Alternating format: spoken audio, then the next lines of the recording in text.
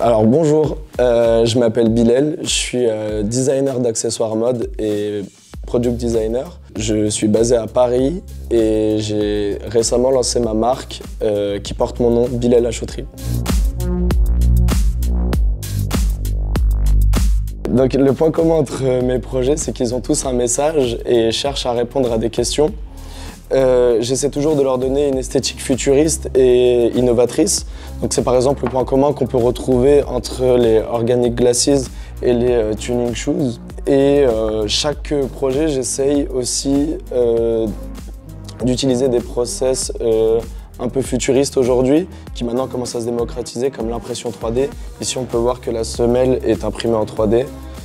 Et c'est un des points communs qu'il y a entre mes projets. Les Organic Glasses, en fait, j'ai eu l'idée un peu par accident.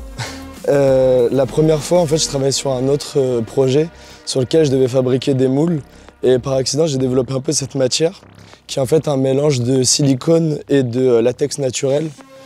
Et en fait, le mélange des deux la rend très résistant, contrairement à quand il n'y a pas ce mélange, ça se déchire assez facilement. Et une fois qu'il y a ce mélange, c'est beaucoup plus résistant. Et ensuite, j'ai découvert aussi qu'on pouvait rajouter des pigments et des couleurs.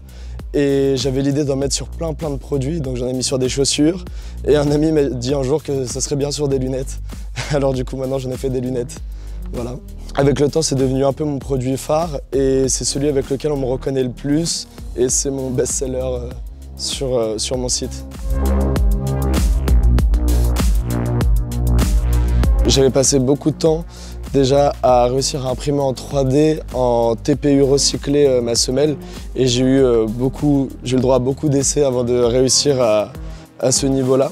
Parce que les impressions flex en 3D, c'est une des impressions les plus difficiles. Mais le challenge le plus difficile, ça a été le piston qui amortit quand on marche.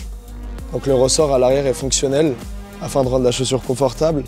Et du coup, je suis passé par beaucoup de tests en impression 3D pour réussir en fait à trouver par exemple la bonne longueur, le bon design, pour pas que ça se casse et pour que ce soit toujours confortable. Et ensuite, il a fallu le faire en métal. Et c'est la seule chose que j'externalise. Je le fais fabriquer par un petit artisan à Marseille qui le fait à la main. Et ensuite, il m'apporte les pièces désassemblées et je les assemble moi-même dans mon studio. La 3D et le digital sont des choses très importantes dans mon processus de création. J'utilise toujours le dessin, la 3D, la maquette et le prototype. Et en fait, la 3D est aussi importante que le dessin pour la conception. Et j'ai voulu le montrer dans mes créations. Et je m'en sers aussi pour faire de belles images, parce qu'une fois que j'ai l'objet en 3D, je peux aussi l'utiliser pour faire de la communication. La 3D me permet par exemple d'avoir accès à des procédés comme l'impression 3D et qui me permettent de concurrencer un peu les grosses industries et de pouvoir faire à mon échelle des produits dignes de grands fabricants. Et c'est l'une des raisons pour lesquelles j'utilise beaucoup la 3D et le digital.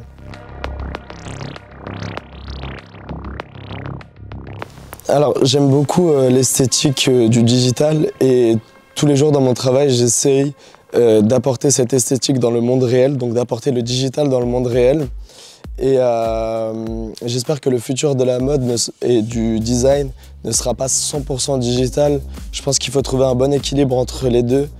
Selon moi, j'apporte beaucoup plus de valeur à un produit artisanal qui est fini plutôt qu'à n'importe quelle œuvre validée par la blockchain.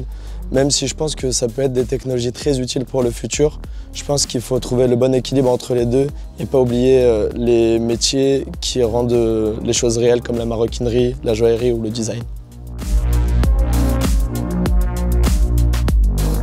C'est jamais évident de commencer un projet à partir de zéro, le tout c'est de s'y mettre. C'est vrai que j'ai commencé en pleine pandémie, mais ça m'a pas beaucoup affecté parce que la plupart de mes créations, je les ai commencées à la main de manière très artisanale et les produits, encore aujourd'hui, je les vends beaucoup en ligne. Donc la pandémie ne m'a pas affecté directement dans mon business. Je dirais que la plupart de mes clients sont des gens soucieux de la mode, qui s'intéressent à la mode, qui s'intéressent au design et qui sont soucieux de l'environnement et de ce qu'ils portent. Je pense qu'un bon design prend forcément en compte les maux de la société et du monde.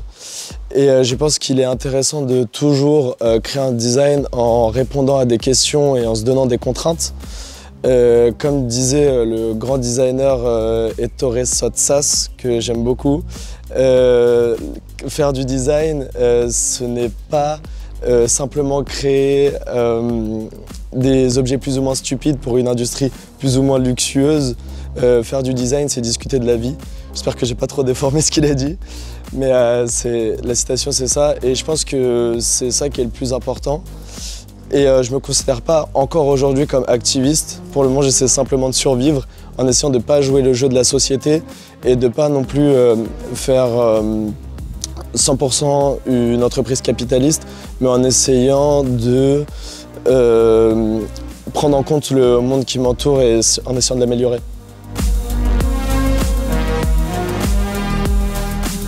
Donc sur les réseaux sociaux, vous pouvez voir que j'ai fait des nombreux projets pour des grandes marques comme Nike ou encore comme Jacquemus. Ces projets m'ont permis de m'entraîner au design et de me faire remarquer par ces grandes marques. Aujourd'hui, je crée mes propres produits. Pourquoi pas collaborer avec certaines marques.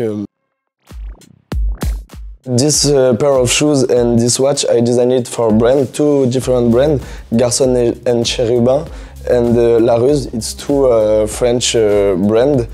And for my brand, I designed these organic glasses with different models and different color.